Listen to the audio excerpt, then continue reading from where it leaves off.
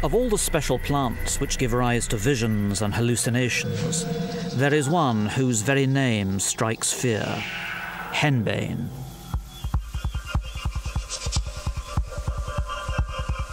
Also known as the Devil's Weed, it has long been linked to demons, black magic, and witchcraft.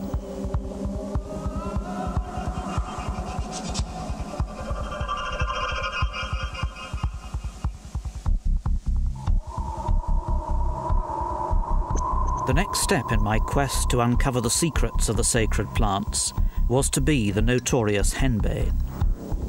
Like the others I had investigated, it has been used by ancient cultures to open the gateway to a mystical world.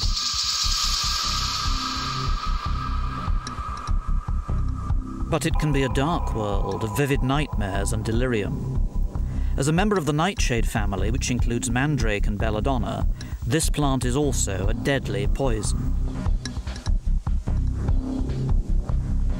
In my research into European prehistory at Oxford, I had come to wonder whether the effects of taking henbane might be behind the belief in magical powers of flight.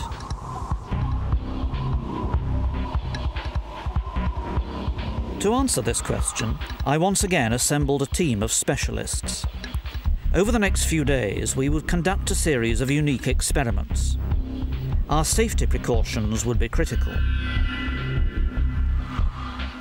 2 volunteers, under close medical supervision, were to take a dose of henbane, and we were to observe the results. I've been seeing flashes either side of my eyes, almost like there's lightning on the horizon. I seem to be losing my memory and concentration, so I can't really focus so clearly. I feel like I'm slurring my speech and quite dizzy. Could we shed light on the mind-altering effects of this plant? Might it explain tales of witches who go out into the night on broomsticks and possess supernatural powers? Might we be able to answer a question key to our understanding of European culture? Did witches use henbane?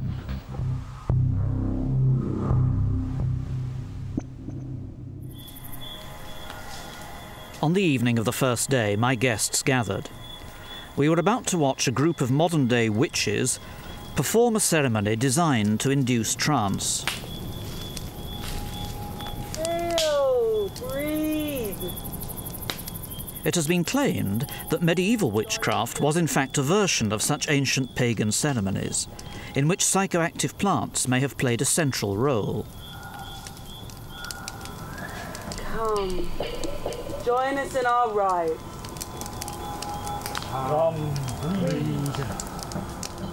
The group had been brought along by one of my guests, Paul Devereux. An author of several works on the cultural importance of hallucinogenic plants, he has studied extensively their possible links to witchcraft. Paul asked us to watch the ceremony closely. Bring us your blessings and protect us from harm. Also present was my next guest, historian Dr. Diane Purkis. A lecturer at the University of Reading and author of The Witch in History, she is an expert on how our cultural beliefs about witches have been created.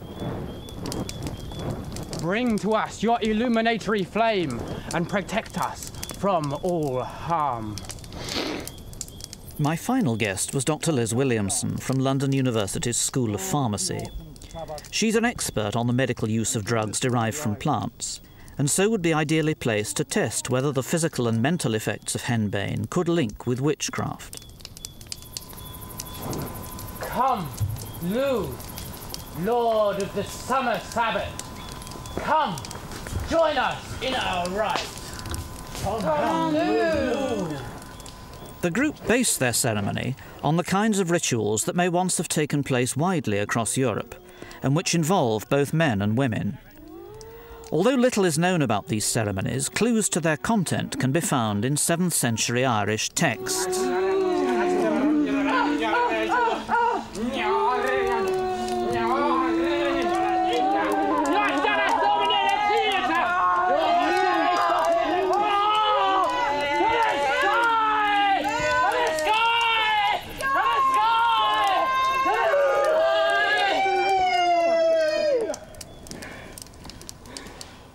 Devra thought that these recreated pagan rites suggested evidence for the use of mind-altering plants. So really what we've been seeing here is a whole symphony of trance-inducing techniques. We've seen the use of incense, and almost certainly in many periods of time the incense would have been psychoactive. It could well have been henbane. We saw the broomstick used to sweep away the spirits, sweep the whole thing clear. And there's one school of thought that suggests that the handle of a broom was used by witches to apply an ointment containing henbane and other nightshade herbs to the vaginal tissues, for example. Quick absorption through the skin. We would be able to witness the actual effects of henbane the following day. But on the first night, I began by outlining the mystery of the plant's links with the supernatural. Witches, who fly on broomsticks, own black cats, and engage in devil worship and satanic orgies, these images are deeply entrenched in European folklore and are still popular in films, books, and on television. But it's difficult to get at the truth behind these images. Accounts of witches who claim to possess supernatural powers come from church trials of the later Middle Ages. The descriptions of flying, changing into animals and dancing with the devil come from confessions often extracted under torture during these witch hunts. However, it's been suggested that behind this satanic imagery there were indeed wise women skilled with herbs and potions, and even that they were practitioners of an ancient pagan religion. It's also been suggested that the real source of their powers was their use of hallucinogenic plants like henbane, which created experiences such as flying and meeting spirit powers. This would explain the strong association between henbane and other plants in the nightshade family with witchcraft in sources such as Shakespeare's plays. So the question is, could it be that the familiar images of witchcraft might be explained by the experience of taking henbane?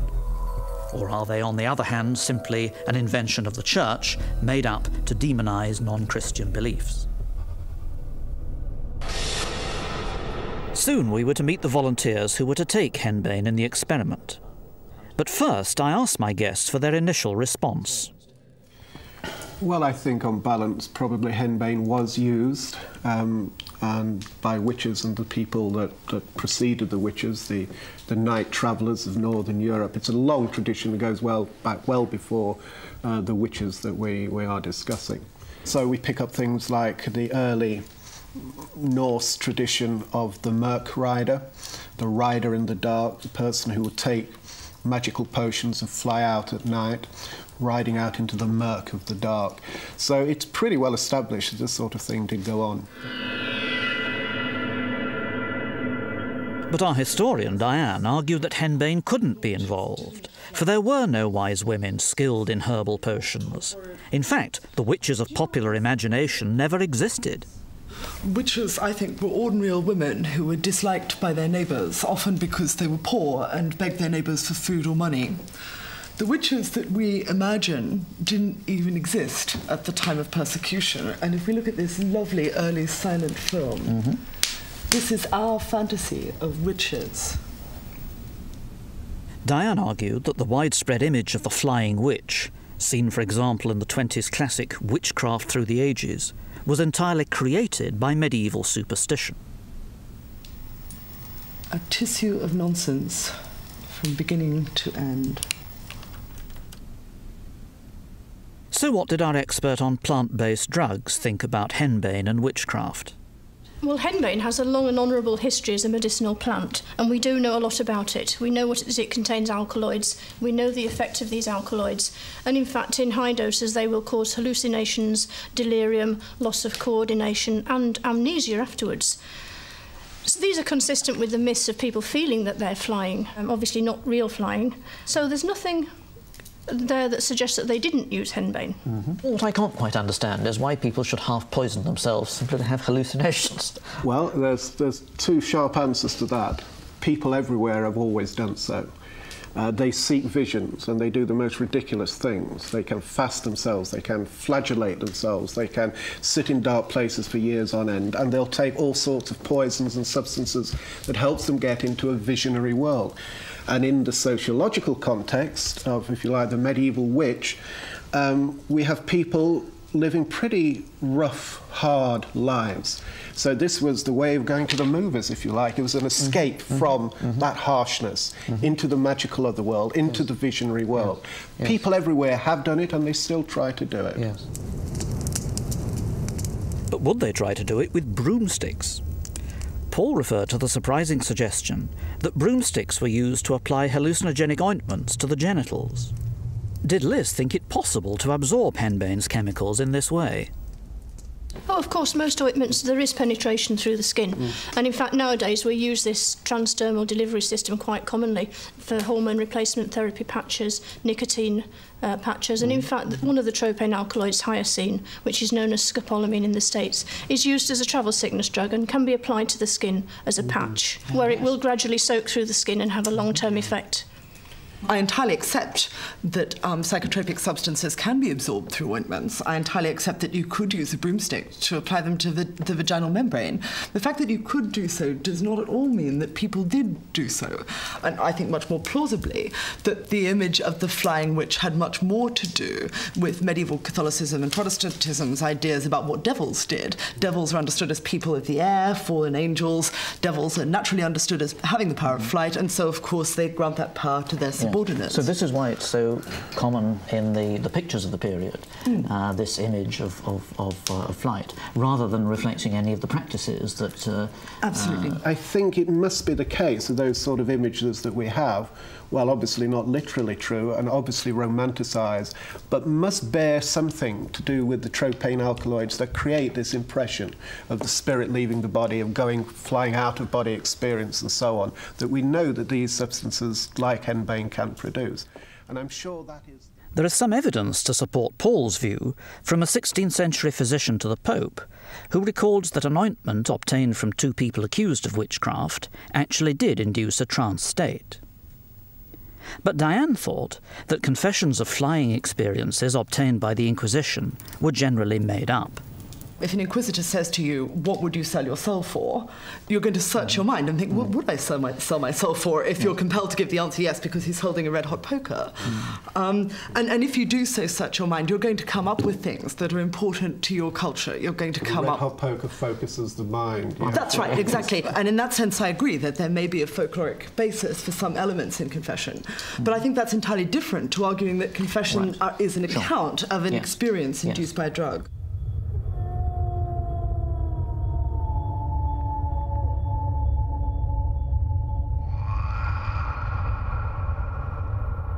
As the argument continued, Paul maintained that the Church hid the evidence of henbane use, since this was part of the pagan beliefs it wanted to stamp out.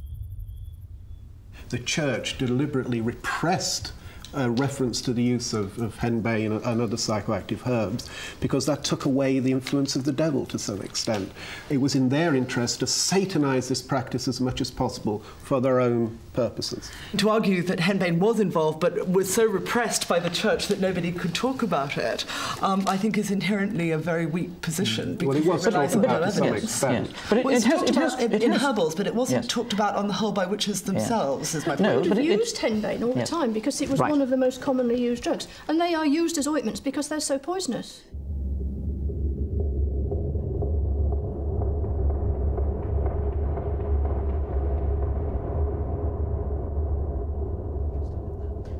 It was now time to meet the volunteers who were to take this potentially lethal plant. We were fortunate to be joined by one of the very few people who have experimented with henbane in this century, Paul Rousseau. He became interested in it after trying other plants in the nightshade family, which grow in his native South Africa. So I have tried henbane and some of the other plants in the same family a number of times. I find it very toxic and dangerous plant, but also very interesting. Some of the more memorable experiences I've had involved lycanthropy, which was the sensation of turning into an animal, aerial perspectives and the sensation of flying through the air, seeing things from above, bizarre distortions in time, where time slows down or speeds up, and then also very vivid daydreams. How does the sensation of becoming an animal work? What's the... It took me by surprise. It wasn't something I was really expecting. Basically, I just suddenly found myself having a sensation that my hand had turned into a paw, my fingernails had grown long, they were becoming claws. I had very distinct jaw sensations. My jaw was very big, very heavy. I had big teeth. I felt like I wanted to grind and rip at things. And I also found that I wanted to go down on all fours and be quite low to the ground. Oh. How about the flying? How does that work? It's actually quite pleasant compared to the turning into the animal experience. Yes. It's analogous, I suppose, to being in a hot air balloon and just sort of drifting over a landscape, looking down. It's a very smooth flight. Not jerky, you don't move fast or slow. It's just a very nice, comfortable drift. Our second volunteer was Australian Jim Boyd. Because the plant in its natural state is always poisonous, we had explained our safety precautions to him in detail. We'd also warned him of the physical side effects to expect. So, Jim, you've now met all the people around this table, and I think what we're all wanting to ask you is, really, what's your motivation for trying something that's unpleasant and indeed potentially poisonous? Well, I'm a news journalist, and recently I did a story on a voodoo priest coming across to England to perform black magic rituals, which involved people entering into states of possession. That really sparked my interest, and that combined with the spirit of scientific adventure and doing this sort of thing in a controlled experiment was a combination which I thought I'd volunteer for. All that remained was for me to ask my guests what tests they would be doing while the volunteers were under the influence of Henbane. First of all, we're going to have a look at blood flow to see if there's any indication that it may increase genital blood flow, which would explain its use in erotic ceremonies and so forth. We'll have a look at pupil dilation in the eye to see if this could have a basis for the supposedly improved night vision. And we'll have a look at balance to see if a disturbance of balance could account for feelings of flying. I want to talk to them beforehand about what their idea of witchcraft is, what they think witches are, what they know about early modern witchcraft. My bet would be that their experiences will reflect what they know. And Paul, how about you? I'll want to hear their subjective accounts, just what has happened to them. And in particular, I will be interested in the question of flight, because my contention is that while you're right, that the actual appearance that occurs in hallucination will be culturally affected, the actual basic sensation of spirit flight is cross-cultural. It'll occur to anybody, anywhere in the world, or any period of time who take these kind of substances. And of course, in overdosage, henbane is extremely toxic. It can lead to difficulties in urinating, flushing, delirium, convulsions, and even coma and death.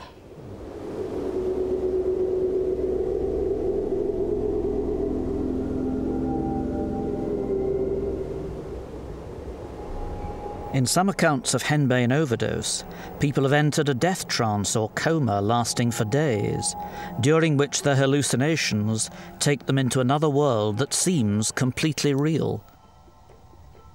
So what would happen when the volunteers took henbane?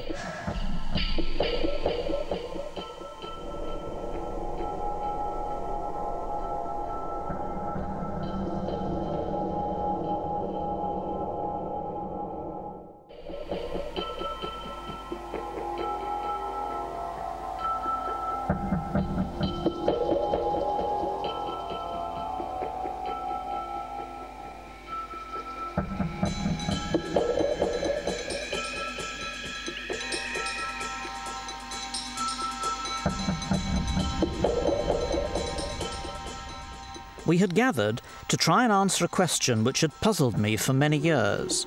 What are the hallucinogenic effects of henbane? And could they be the explanation behind witches' alleged magical powers of flying, meeting with spirits and changing into animals?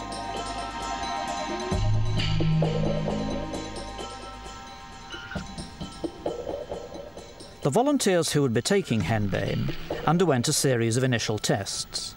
Later, we would be looking out for signs of the active substances taking effect, such as increase in heart rate, temperature and blood flow, enlargement of the pupil, dryness of the mouth, followed by heavy sedation.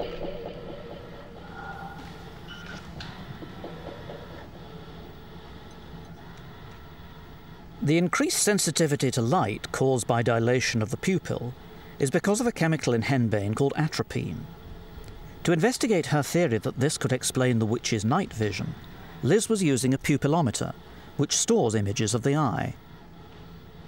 Meanwhile, Diane was finding out what Paul and Jim knew about witchcraft. So, Jim, can you tell me, if I say the word witch to you, what kind of image comes to mind? Well, the first thing that comes to my mind is mad women flying around on broomsticks in communion with the devil. For Liz's next test, we had obtained a laser imager, which scans the skin and produces a colour-coded picture, with white and red for areas of higher blood flow, through to green and blue for areas of lower blood flow. Increased body heat and blood flow to the skin is known sometimes to cause erotic dreams. We think that possibly changes in blood flow may account for some of the stories that we hear about witches, which are particularly the erotic fantasies and the fact that they may dance naked and so forth. This would be caused by an increase in temperature and possibly heart rate. Liz's tests on coordination involved a machine which senses how the body is correcting its movements in order to balance. At this point, Jim's readout was normal, a random pattern of movement in all directions. Paul, if I say the word witch to you, what kind of image springs to mind? Unfortunately, because I saw The Wizard of Oz when I was at a very impressionable young age, it's of this horrible woman with a big nose and warts on the nose and a pointy black hat and things like that. Diane's interview revealed that Paul had read widely about witchcraft and was aware of historical reports of witches' trances. I'm sure the witches weren't really flying. I'm sure they were pretty convinced that they were just lying there on the ground. And we had observers who were there and made notes and actually said to the witch, you didn't really fly, you've just been lying here for the last 2 days. So hopefully they had some sort of knowledge that it was a mental journey.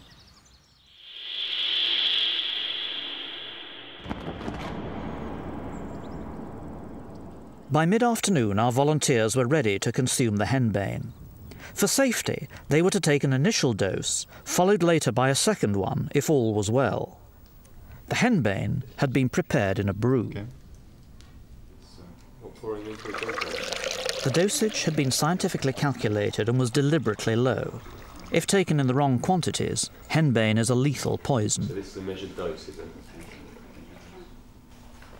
A doctor who specialises in cases of poisoning would be on hand throughout. For Paul, this was a tense moment. A previous experience with datura, a plant which contains the same chemicals as henbane, had landed him in hospital. We had told Jim which symptoms should be reported immediately to the doctor. We're measuring out one standard dose, so we've got a good idea of contents here. Yeah, you should be. Just enough to get you flying through the air. It smells quite nice. It smells like honey. Yeah, just very tasty. Is this it? Yep. We're on our way. We're on our way. Chin chin. Chin chin.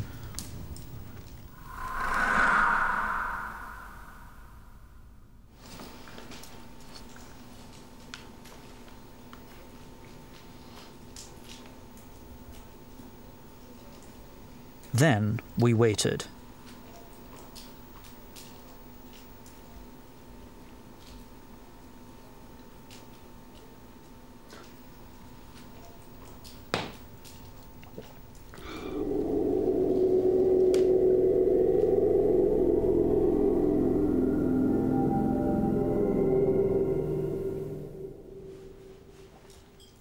Half an hour later came the first signs of physical changes.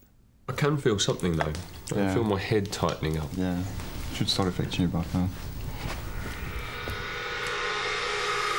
Yeah, my head feels as if it's being...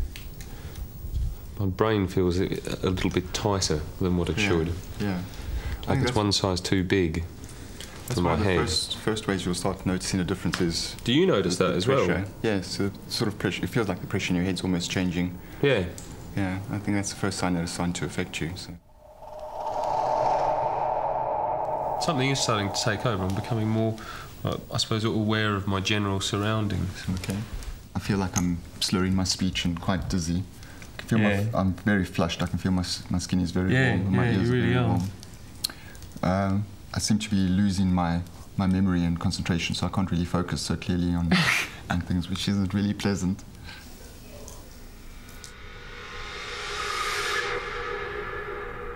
The initial phase of raised temperature and mental confusion had begun. Depending on dose, Henbane experiences can last between 4 and 36 hours. An hour later, the effects became more acute. Jim reported a bizarre change in his coordination. And how's walking? Are you steady, or is it okay? Well, I'm not 100%, but the biggest thing about it is I'm leaning forward. I'm not all over the place. I'm on the balls of my feet all the time. It's almost as if I can't help being pacey. I feel as if I'm about to I suppose I feel as though I'm about to lift off.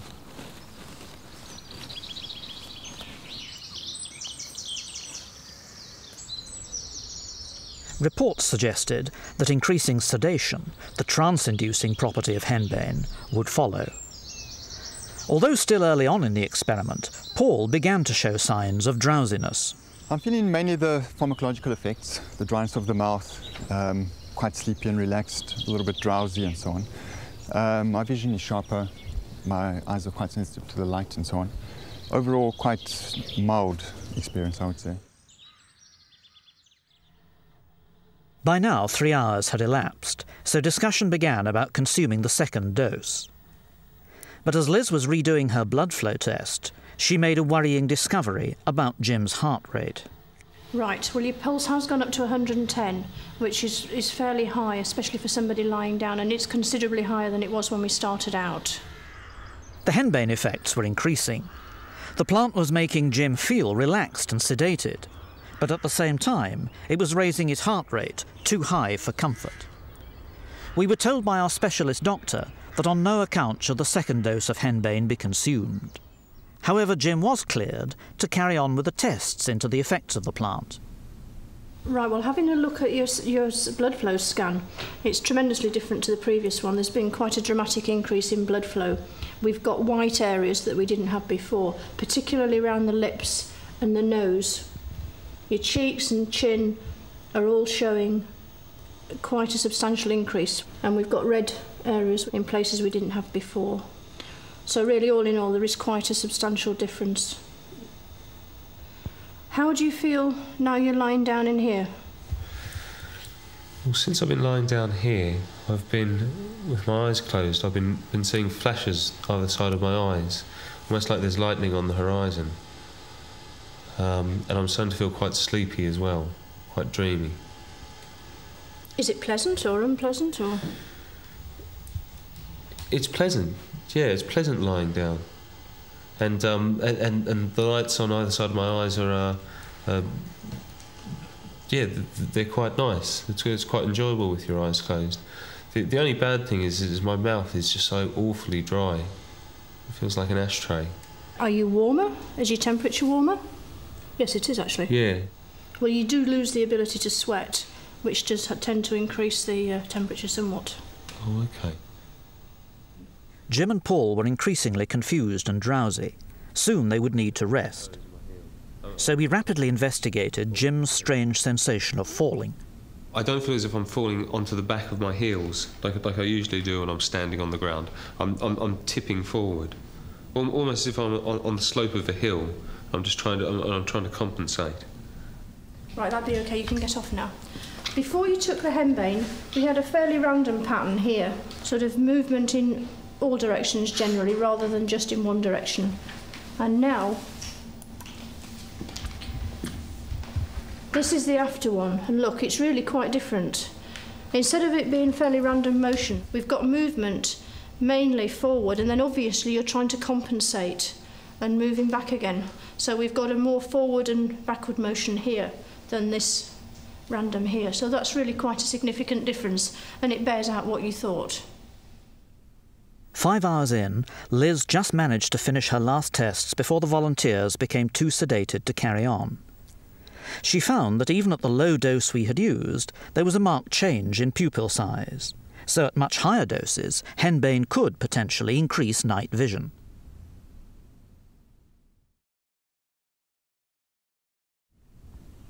The volunteers could now rest and undergo the strongest stage of the experience. They would enter a strange twilight zone, neither sleeping nor awake, and it's during this phase of Henbane's effects that hallucinations are said to occur. At this crucial point in the experiment, we would have no access to their thoughts. Would they see visions? Would they experience spirit flight?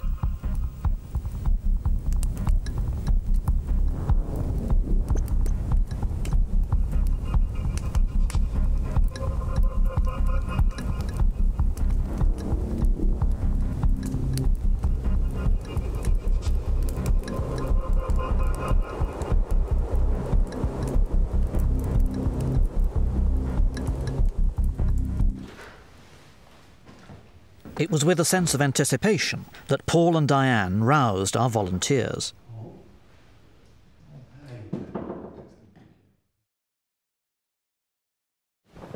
At first they were disorientated and had difficulty in describing their experiences clearly.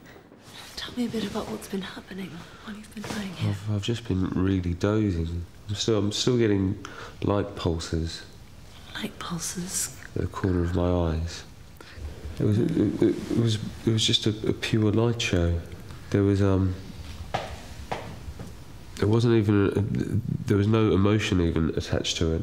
Right. It was just a black and white light show. Right. It was very relaxing though. Sort of visuals of, again, moving over landscapes and so on, seeing mushroom-shaped plants. Paul began to describe experiences of aerial flight and seeing landscapes from above. Sort of aerial. There have been lots of different ones, but that was memorable again because it's something I have seen often before in other experiences with this plant. So it was interesting to see that it is still there, that I do get this sensation of looking from above down onto things. Right. And very often at the organic things, plants, trees, hills and things like that. So that was worthwhile.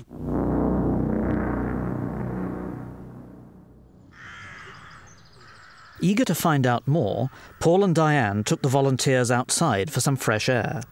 Now alert, they were able to describe more clearly what had happened.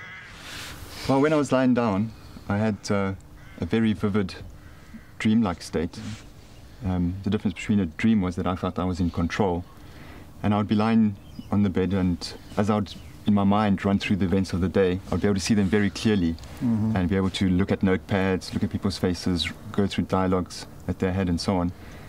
And once I'd gone through most of the things that concerned me over the day, or that's stuck in my mind the most. Not only did Paul Rousseau describe vivid pictures, he also elaborated on his flying experience. I was then able to just sort of let my body drift off and relax a bit more into it. And in that later phase, I really felt like I was floating over landscapes. I could again have this aerial perspective of looking down onto things. But at the same time, very vivid, very realistic three-dimensional imagery. But I was distanced from it. I wasn't really involved with it. I was just as if I was watching a motion picture. So it was like having a vivid dream, but without being asleep, and you were still aware that you were conscious and that you were... That's right. Yeah. And your body's very relaxed and just literally almost asleep. So it was like you were physically asleep but mentally awake. That's right. And very accurate, like I would be able to zoom in on notepads and things like that as well. Yeah. So it was quite useful. Very good, very interesting. Not bad for a low dose, really. No, yeah. Quite useful. Very good. Yeah. After a final physical examination, the volunteers went back to sleep. Reports of spirit flight are often the result of near-death doses. But even at the low dose we had used, there had been marked physiological and mental effects. So what more would the volunteers have to tell us the next day? And was it really true that witches would have risked their lives to seek Henbane's powerful vision?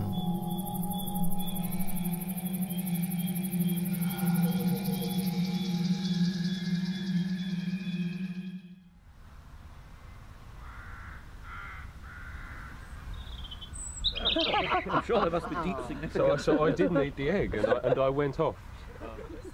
On the morning of the third day, our volunteers joined us for breakfast. They seemed to be fully recovered from the effects of the henbane. Well, you two, thank you very much for all you've done, and sorry to have subjected you to all these rather bizarre things that we have done. How are you feeling afterwards? I feel very rested after my sleep. I had dreams. Paul, how about you? Well, this morning when I woke up, my pupils were still very dilated, more so than yesterday even. So that took me by surprise. I had a very, very deep and peaceful sleep. I do get this sensation of looking from above down onto things, and very often that they'll get... In the library, we viewed clips of the previous day's experiment. Might the vivid scenes and aerial views that Paul had experienced relate to accounts of witchcraft? Clearly, they hadn't been ordinary dreams. The difference between that and a dream state is I feel I'm much more in control when I was on the henbane. I didn't feel like I was on a roller coaster and the images were just happening around me. I really felt like, as I thought about something, it became more real, quite vivid, and I could actually watch it. So it's slightly different to dreaming. It's like being awake while you're dreaming. And do you see new things when you look for new things? And as you, as it were, interrogate your experience, you become aware of different aspects of it? Yes, I think that's exactly how it works. Sometimes you see things that you are expecting to see that you might be thinking about, but at the other time you also taken by surprise. There really are often things that you don't expect to see, and you suddenly see them. Yeah. And I think that's really the real reward of an experience like this, is to see the unexpected, something new and different. Yes. Paul, this is an interesting sort of half-waking state. Yes, it's typical of trance states and visions. And also what you said about the novelty of some of the scenery you see, or the images that you see. They don't seem to come from your own memory. They seem to have a autonomous quality, quite different really to normal dreams and your memories and reflections and so on. So Liz, what's behind this sort of half-waking, half-dreaming state? Well, these plants are well known for inducing this kind of twilight sleep, and in fact it was used as henbane was used as an aid to childbirth, when it's usually a good idea to not know what's going on. And the chemicals, the alkaloids involved, are known do interrupt nervous transmission, so it's quite likely, it's quite a reasonable thing to find. Yeah. And I was dreaming, but. We wondered how Jim had coped with this unusual state where the body sleeps but the mind is highly active. Had it been disturbing? No, it wasn't unpleasant. It was something different that I hadn't experienced before. It was a blurred boundary, and it was almost like it was a surface that I hadn't really got my footing on. So looking at the video, I looked quite confused. But I think it was because I didn't quite know how to harness that state that I was in at that time. But no, it wasn't scary.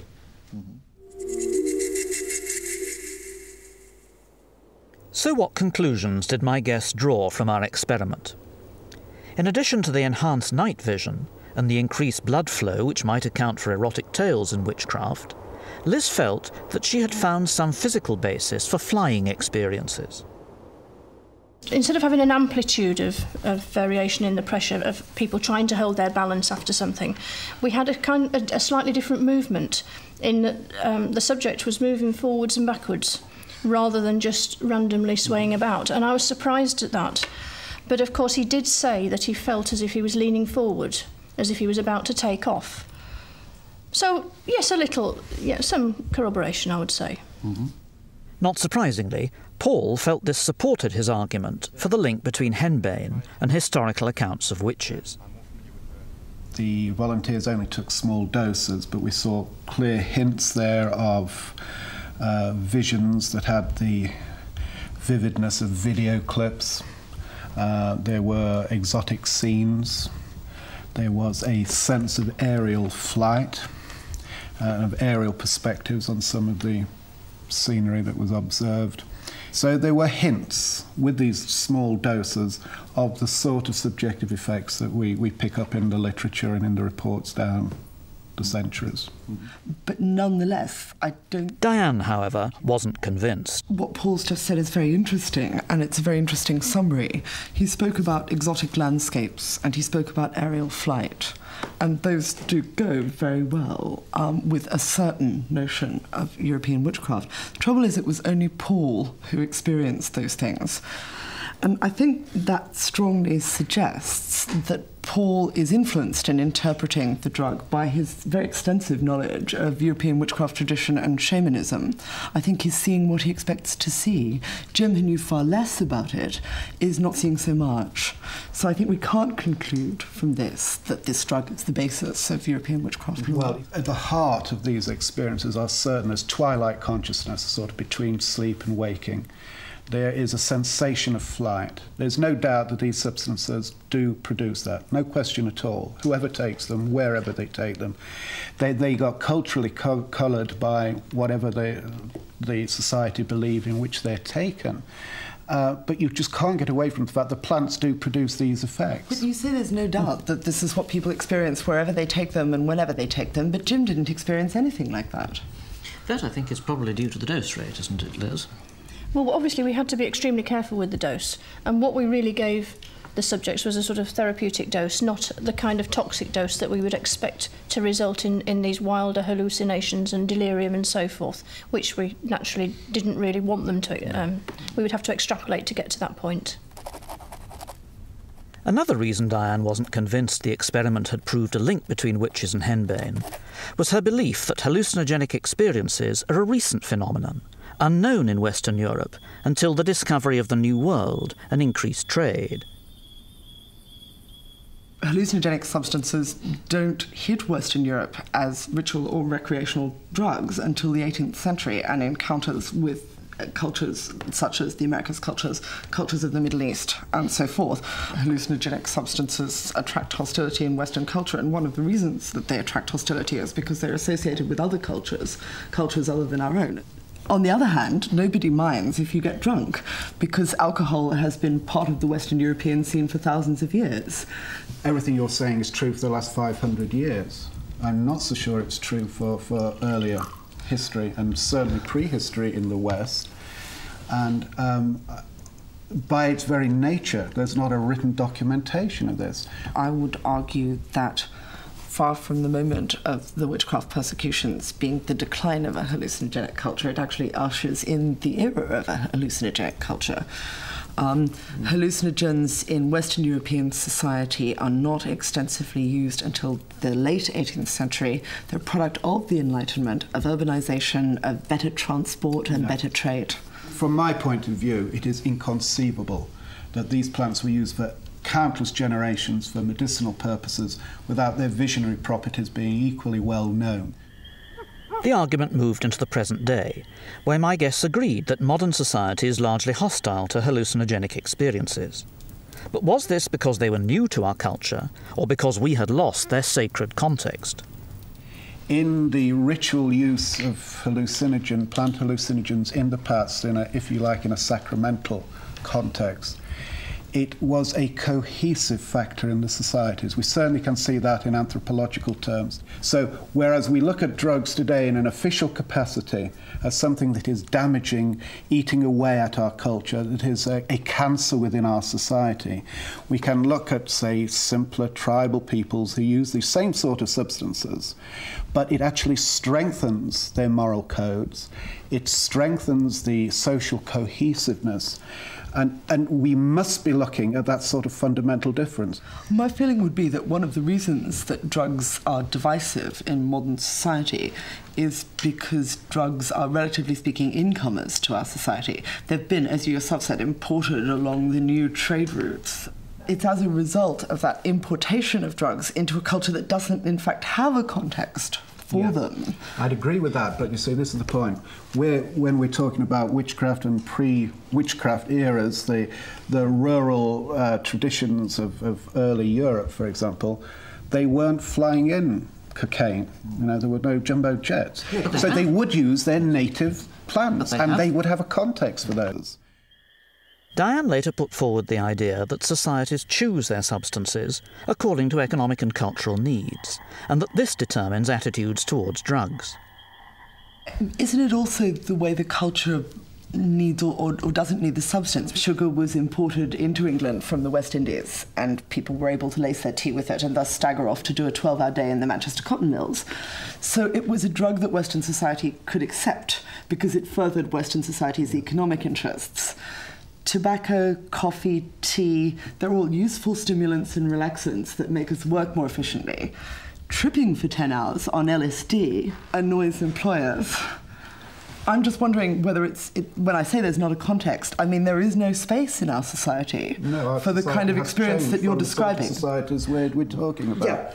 And this is why I refer to this period of the witch persecutions as the end of an era. What I think we're seeing with the witch persecutions was a sort of almost drawing a line in the sand, if you like. It was the decline of a rural-based order and the traditions and the skills and the knowledge that went with that. It had been an intriguing experiment. The question of when Western Europeans first discovered hallucinogens would continue to fascinate, for it was of fundamental importance to our own culture. I began to prepare for my next and final investigation into a culture far distant from our own, and a mysterious flower that could perhaps rewrite history, the blue lily of ancient Egypt.